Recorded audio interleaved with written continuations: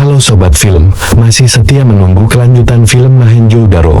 Mari kita mulai lagi.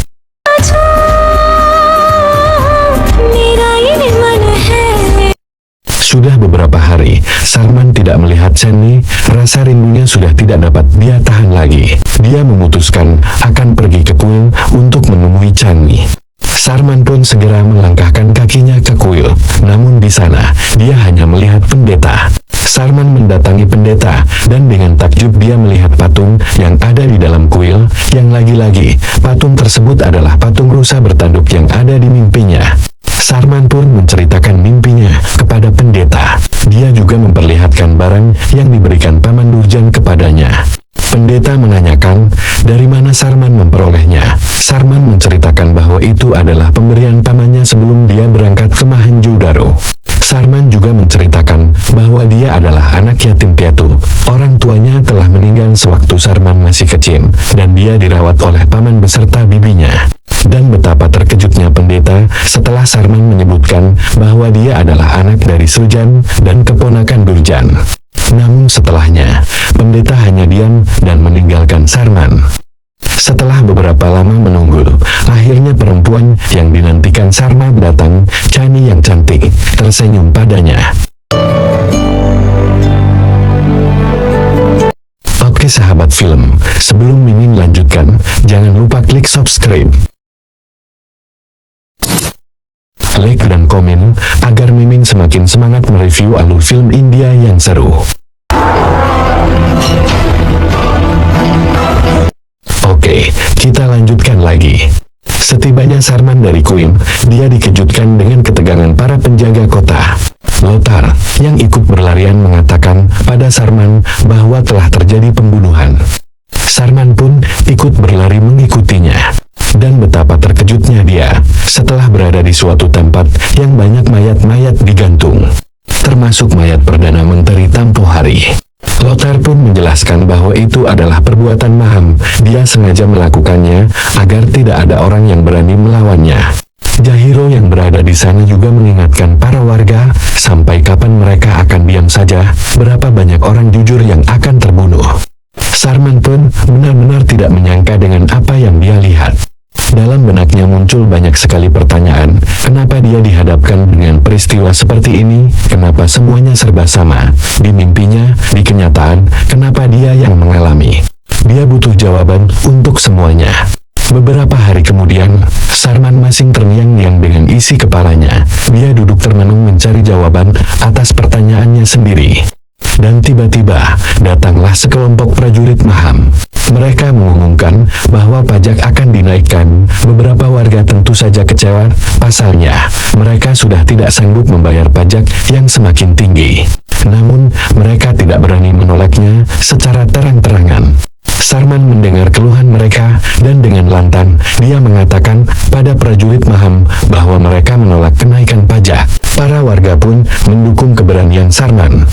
Prajurit Maham marah, mereka berniat mencelakai Sarman. Namun para warga serentak pasang badan, mereka akan melindungi Sarman. Melihat banyaknya warga, para prajurit Maham mundur meninggalkan mereka. Dan sekali lagi, Lothar pun takjub dengan keberanian Sarman. Setelah kejadian tersebut, salah seorang prajurit Maham melaporkannya pada Maham. Maham pun menyuruh Kulkas, pengikutnya, untuk menyelidiki siapa pemuda yang berani menentangnya tersebut. ये युवा कौन है? अभी के अभी. Dan saat Kulka sedang menyelidiki Sarman, dia melihat Channi bersamanya. Monja yang mendapat laporan dari Kulka segera meminta ayahnya untuk menikahkannya dengan Channi, karena dari kecil Monja telah dijodohkan dengan Channi. Maham yang geram segera meminta pendeta untuk mempersiapkan pertunangan. Sementara itu, sahabat Channi memberitahu Sarman bahwa malam nanti akan ada acara pertunangan Channi dengan Monja. Channi akan segera menikah dengan Monja. Sarman pun tak mau tinggal diam. Dia berniat menemui Channi untuk mengatakan bahwa dia mencintainya. Tepat di malam harinya, Sarman menyusup ke acara pertunangan. Di sana terlihat Maham beserta anak buahnya. Dengan hati-hati, Sarman mencari keberadaan Channi. Acara pun dimulai. Maham mengumumkan kepada semua orang bahwa Channi dan Monja akan segera dinikahkan. Namun keberadaan Sarman tidak sengaja terpergok oleh Monja. Monja pun menyuruh Kulka untuk mencarinya.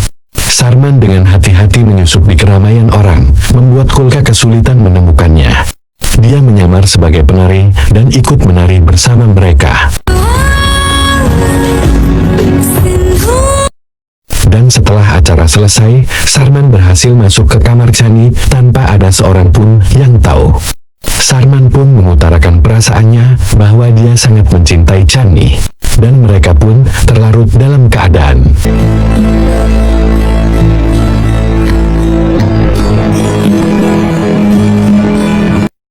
Chani segera mendorong Sarman. Dia tersadar bahwa dia tidak pantas melakukannya, karena sebentar lagi dia akan menjadi mempelai pengantin seseorang. Namun Sarman meyakinkannya bahwa itu tidak akan terjadi. Sarman akan menyelamatkan Chani dari perjodohan yang tidak dia inginkan ini. Beberapa hari setelahnya, hari pernikahan Chani pun tiba. Maham merayakannya dengan meriah. Semua orang menyambut kedatangan Maham. Pendeta dengan berat hati mengizinkan Chani menikah dengan Monja untuk keselamatan mereka.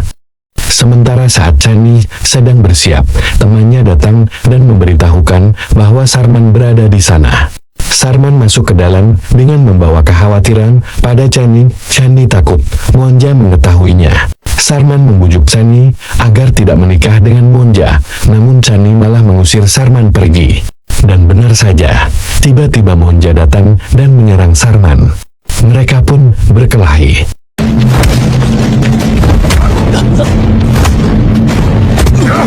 Dan tanpa disadari, mereka berkelahi di depan para warga. Maham pun datang ke tempat kegaduhan tersebut. Dia melihat Monja berkelahi dengan seorang pemuda.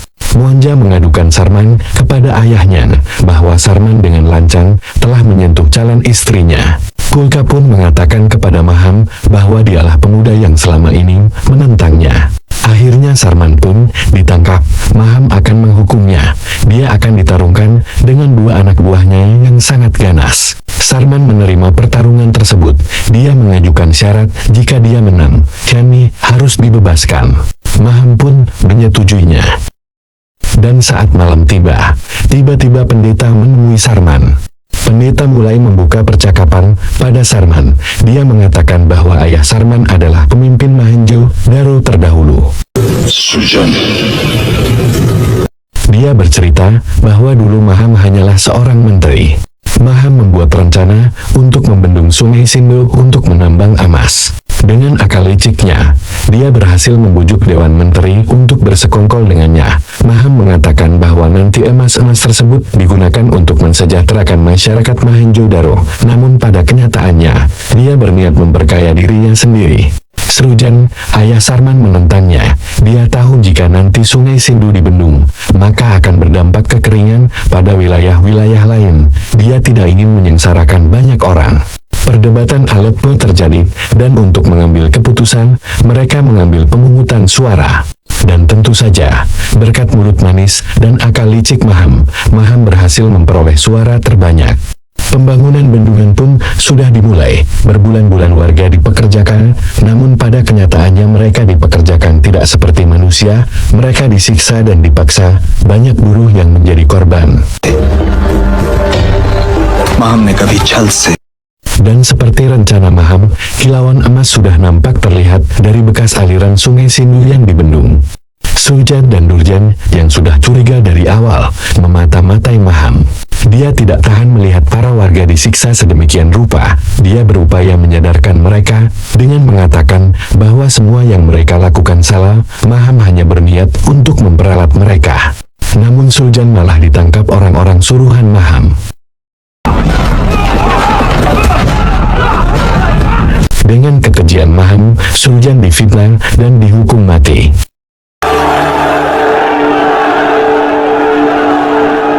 Durjan dan pendeta tidak bisa melakukan apa-apa. Mereka terlalu takut untuk membela seseorang yang tidak bersalah.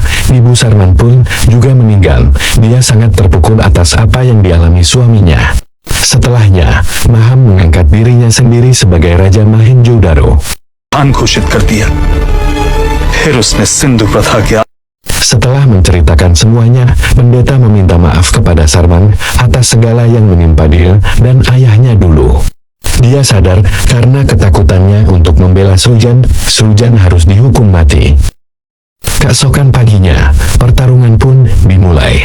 Semua orang menyaksikan pertarungan antara Sarman dan pengawal Maham. Dengan hati-hati dan keberanian Sarman menghadapinya.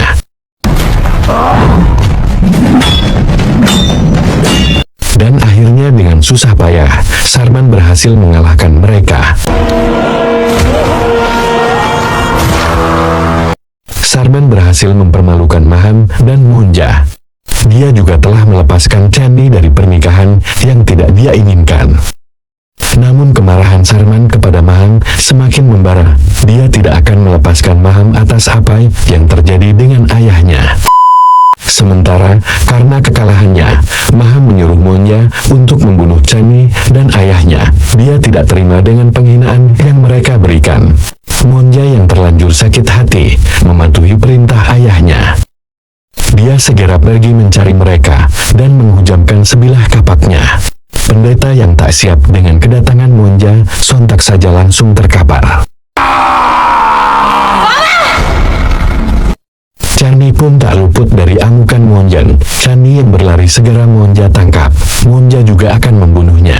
Chani berusaha melawan, namun perlawanannya sia-sia.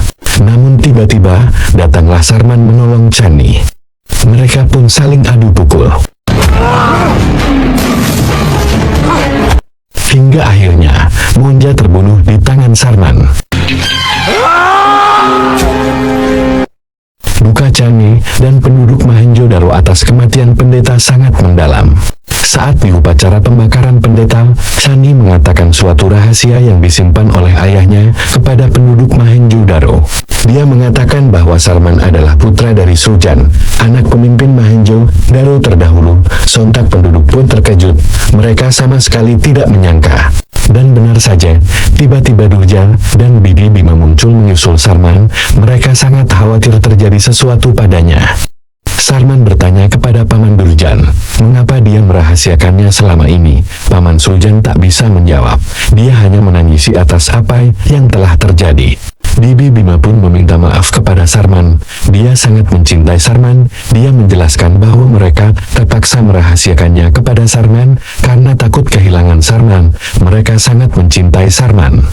Setelah semuanya berlalu dengan begitu berat, Sarman melanjutkan perjuangan ayahnya. Dia ingin menyelamatkan Mohenjo-daro beserta semua warganya. Sarman memulai memata-matai penambangan emas bersama Hojo dan Lothar. Dengan mengendap-endap, dia mendekati bendungan. Dia ingin memanjat bendungan tersebut untuk mengetahui apa yang terjadi. Dan benar saja, ketika Sarman telah sampai di atas, dia melihat kondisi sungai Sindu yang telah dibendung. Banyak wilayah yang telah kekeringan. Namun Sarman takut, jika hujan besar datang, bendungan itu akan jebol karena banjir. Di malam harinya, Sarman beserta para warga dan temannya mengatur sebuah siasat. Mereka berniat merebut hasil tambang emas yang akan dikirim ke Istana Maham. Mereka akan menghadang Kulka di dalam hutan. Mereka pun mulai menjalankan rencananya. Pasukan Kulka dikeroyok oleh pasukan Sarman.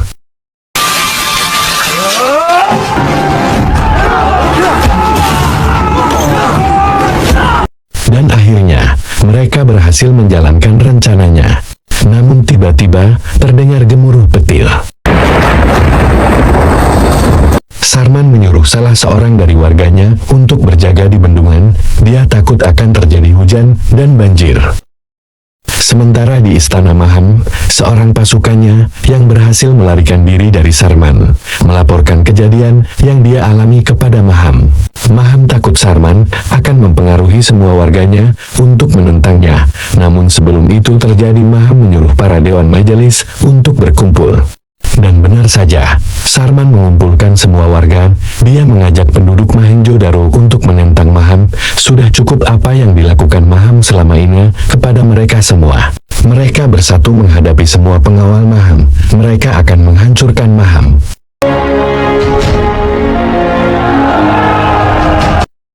Dan setelah sampai di istana Maham, Sarman dan para penduduk Mohenjo-daro menyeret Maham ke balai kota. Tanpa ampun mereka menghakimi dan meneriaki Maham. Sakit hati mereka selama ini terbayar berkat Sarman.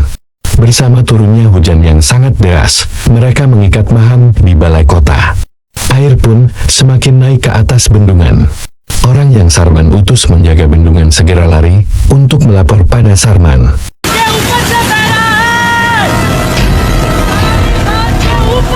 Sarman segera menyuruh sebagian warga desa untuk menyelamatkan barang yang bisa mereka bawa, sementara yang lain Sarman ajak ke tepi sungai untuk membantunya. Sementara Maham mereka biarkan terikat di balai kota. Dan seperti yang Sarman takutkan, air sungai sudah meluap, bendungan tidak akan mampu menahan debit air yang terus meningkat. Sarman segera menyusun strategi untuk menyelamatkan mereka semua. Dia berencana untuk membuat jembatan menggunakan sampan. Tanpa membuang waktu, Sarman segera menyuruh para warga untuk menyiapkan segala yang mereka butuhkan. Sarman, Hojo dan Lothar menyeberangi sungai untuk menarik sampan. Mereka pun bekerja sangat cepat. Mereka bahu-membahu menarik ratusan sampan yang telah diikat tersebut.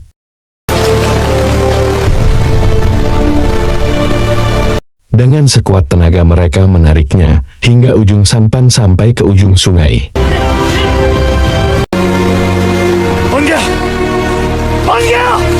Dan akhirnya, kerja keras mereka terbayar sudah, mereka berhasil. Semua penduduk Mohenjo-daro segera menyeberang. Mereka diinstruksikan untuk naik ke bukit di seberang sungai. Sementara itu, luapan air mulai menerobos dinding bendungan. Sesegera mungkin, mereka menyeberang ke atas bukit guna menyelamatkan diri. Namun di saat para warga sudah menyeberang semua, ternyata dari jauh terlihat Jahiro yang masih ada di atas bangunan Mohenjo-daro. Sarman kembali ke tepi sungai untuk mengajak Jahiro menyeberang. Namun Jahiro tidak mau, dia ingin tetap berada di Mohenjo-daro hingga di ujung kematiannya. Mendengar jawaban Jahiro, Sarman segera berlari ke ujung sungai kembali. Dia berpacu dengan banjir bandang.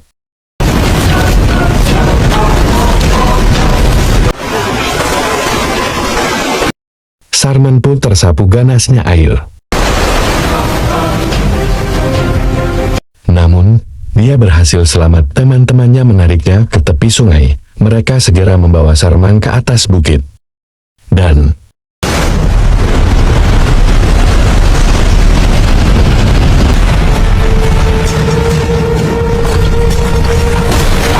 seketika Mohenjo-daro hancur bersama Maham.